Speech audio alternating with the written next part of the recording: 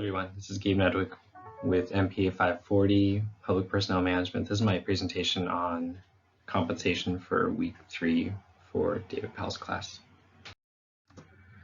I will be talking about compensation and how it can cause discontent as people compare themselves with others. This is a common theme in work as most jobs, as you're onboarded onto a new job, they always make a point of saying not to discuss pay and salaries with coworkers because people know that it will most likely cause issues.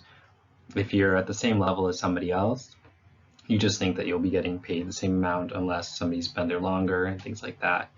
But even in that sense, if you're at the same level as somebody else and they've been there longer, it's common for people to assume that if somebody's getting paid more, they should have more responsibilities or be in charge of more, things like that. So people have an idea that there's a level of fairness in comparison to the pay that people give.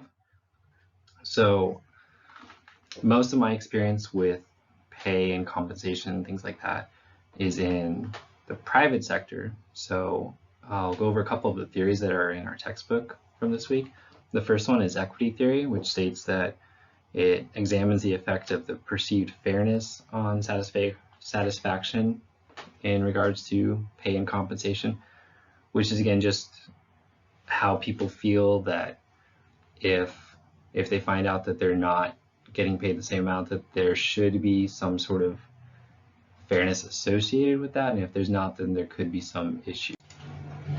People always like to, again, feel that there is a level of fairness in the job duties, what the compensation is, how much they're getting paid, raises that are either come up annually or things like that. In my current job, we get paid, or we get an annual cost of living increase, which is just a percentage on our pay.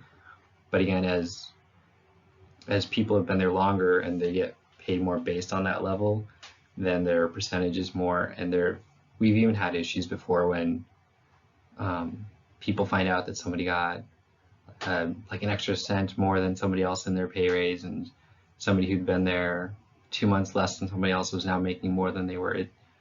It's petty when it comes down to it, but again, it's just human nature. People are competitive, and especially when there's a dollar amount associated with it, people tend to make a bigger deal of the issue than it really is. The other theory that was mentioned in the book was the expectancy theory, which examines the role of individual perception in determining behavior and offers insight into the choices that people make. This comes down again to the fact that if I find out that somebody makes more than I do, it's more of a human nature that, well, if they make more, they should do more. If they make less or if they make more and can get away with more, then I should be able to as well.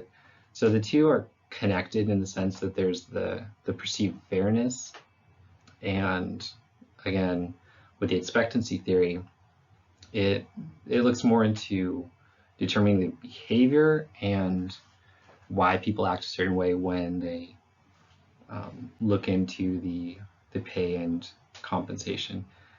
Again, it's human nature. We're competitive, but again, it's petty stuff.